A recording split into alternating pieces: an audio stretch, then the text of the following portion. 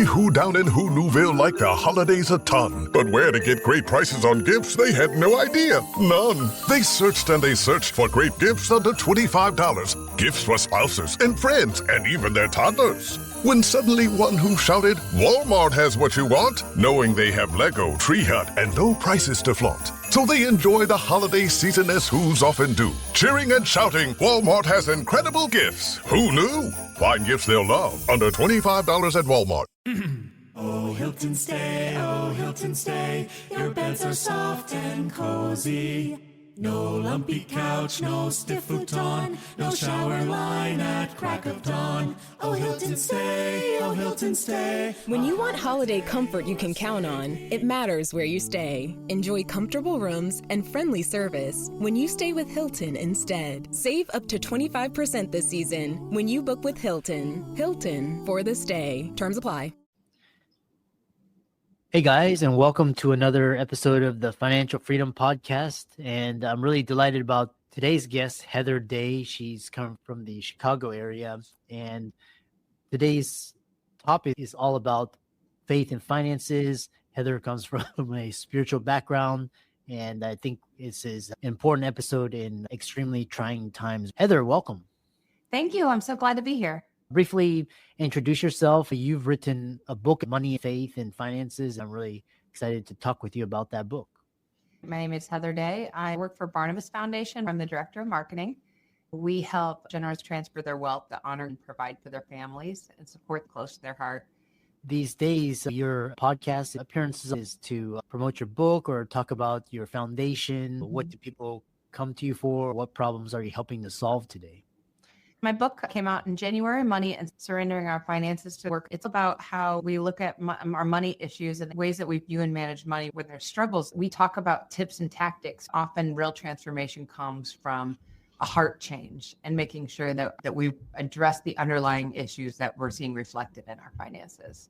What are people struggling with these days? Why are people struggling so much? It seems like the more what's going on in today's reality and you go back to lessons from history, those lessons from history are a solid foundation, and the world is moving further and further away from that. Absolutely. When you say what money issues people are struggling with, it's all over the map. There are people that are struggling just to get by. Then you also have people that are struck by, there's such anxiety around our finances of how much is too much? Will I have enough? What do I need to have? All are symptoms of we're trying to fill a void. For example, if we have a lack of love, we'll try to find that sense of belonging in the clothes that we wear or in the accumulation of stuff. Perhaps we have an issue with self-control where there's just that immediate need for instant gratification and not going without. So we tend to get in over our heads on debt or the accumulation of things.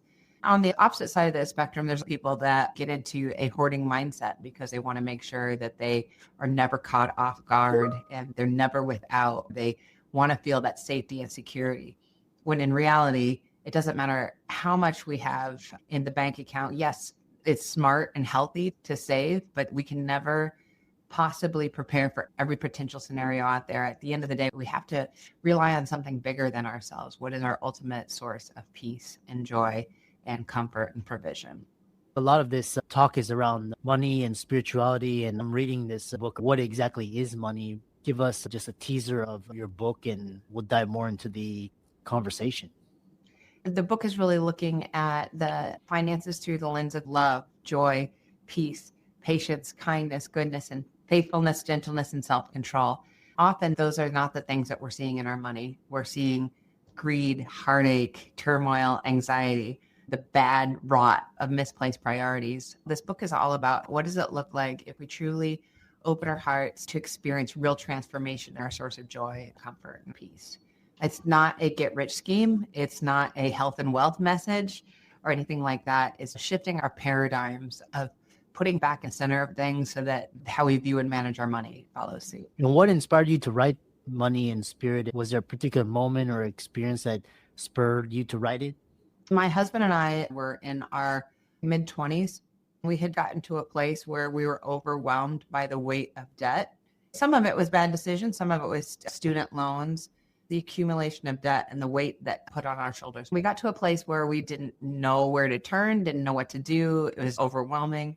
And we've made a mess of things. Help us to get out. It's not like there was a check in the mail or a lottery ticket. But what did happen is that we began to put people and resources into our path. As we were watching for it, we saw the ways to recalibrate how we thought about money.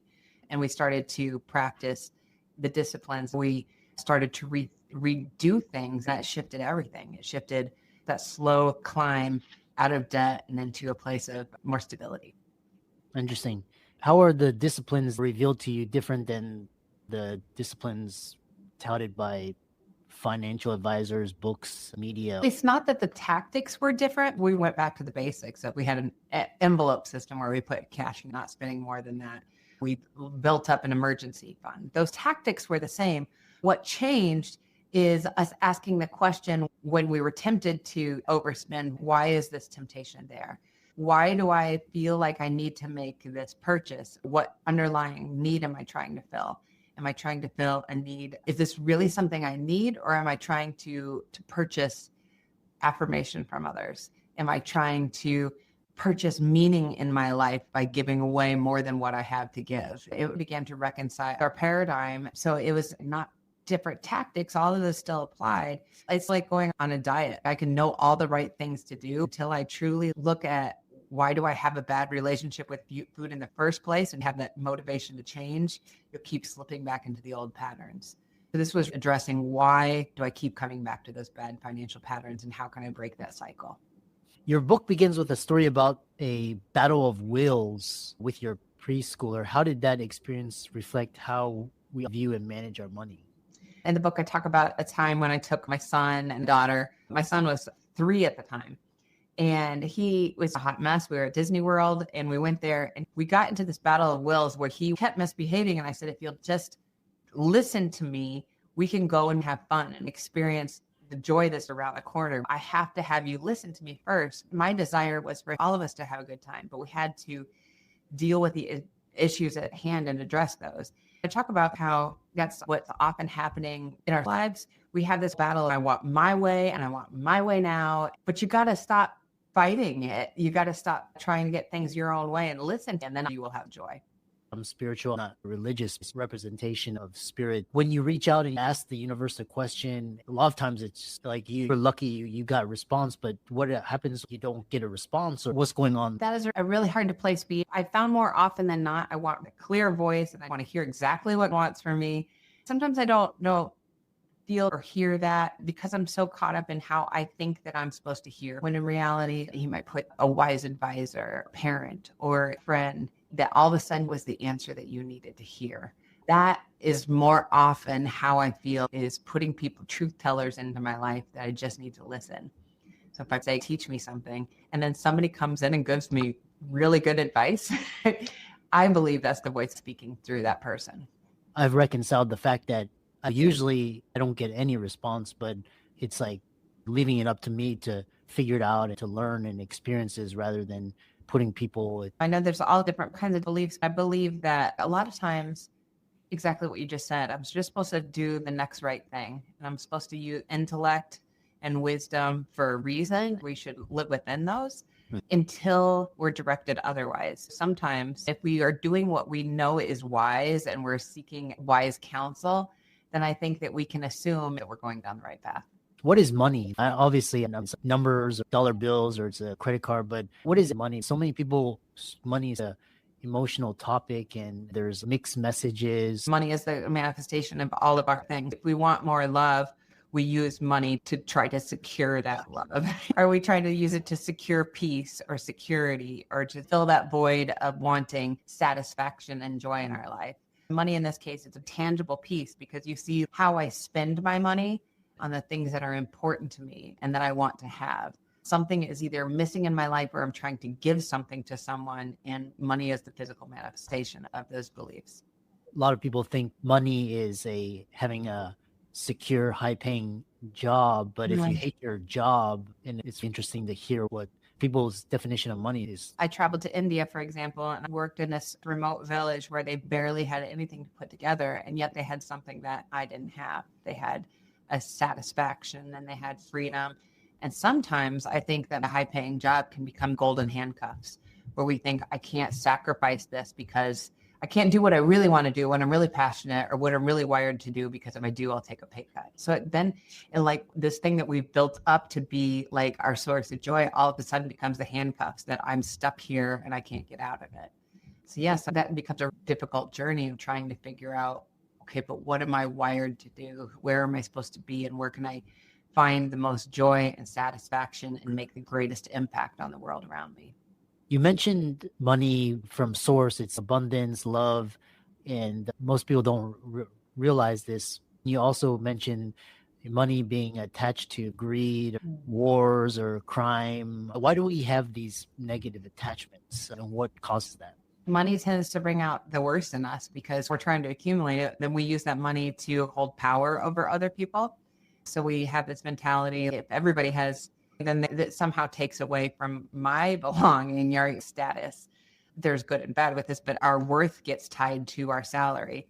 Our worth gets tied to how valuable we are in society. In fact, some of the hardest working people are getting the lowest income. Money has nothing to do with our intrinsic value as a human being. But if we could truly look at everyone around us, whether they are barely making it, whether they're homeless, or whether they are the billionaire, whatever the case might be, their money has nothing to do with how valuable they are. We all have value regardless of our financial status. How do you reconcile this belief that the rich are corrupt, evil, and greedy, and that they accumulated their wealth through non-ethical means? I don't think it's accurate to make that a blanket statement. In my line of work, we work with a lot of very generous people who have accumulated a lot because they had business acumen. They made wise investments. Someone made lucky investments. There was a guy that we've written a story about who said, somebody just told me about Apple and Starbucks and I thought I should invest in them. And so lo and behold, he's got a lot of wealth now.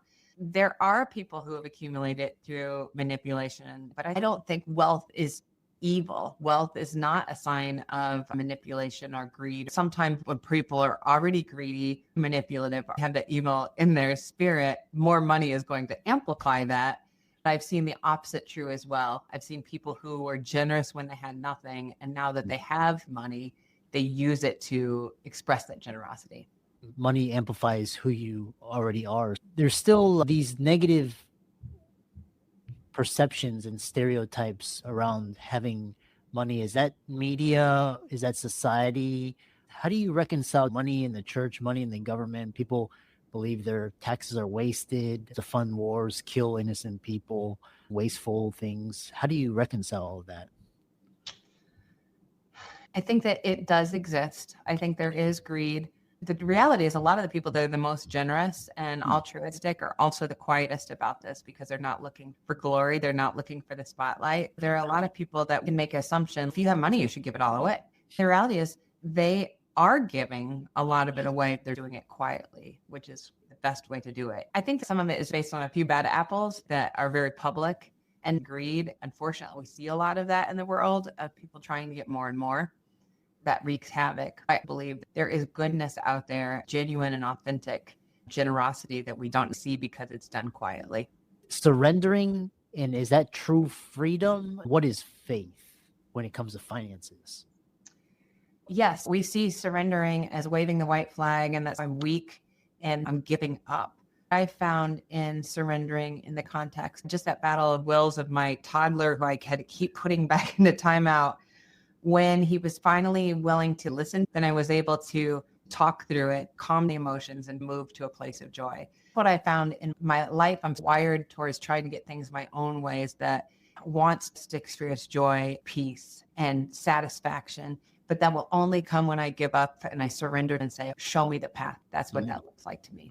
It was really interesting conversation. I've got a lot of insights. How can people connect with you, learn more, check out your book, and hear a fantastic story?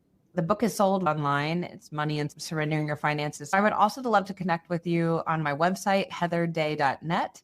I have all my socials there, and I would love to connect with you and hear your story. Thanks so much for coming on. For the audience, Heather's links will be in the show notes, and keep up the great work. Thank you. I appreciate it. Hey, Ryan Reynolds here for Mint Mobile. You know, one of the perks about having 4 kids that you know about is actually getting a direct line to the big man up north. And this year, he wants you to know the best gift that you can give someone is the gift of Mint Mobile's unlimited wireless for $15 a month. Now, you don't even need to wrap it. Give it a try at mintmobile.com/switch. Upfront payment of $45 for 3-month plan equivalent to $15 per month required. New customer offer for first 3 months only. Speed slow after 35 gigabytes if network's busy. Taxes and fees extra. See mintmobile.com.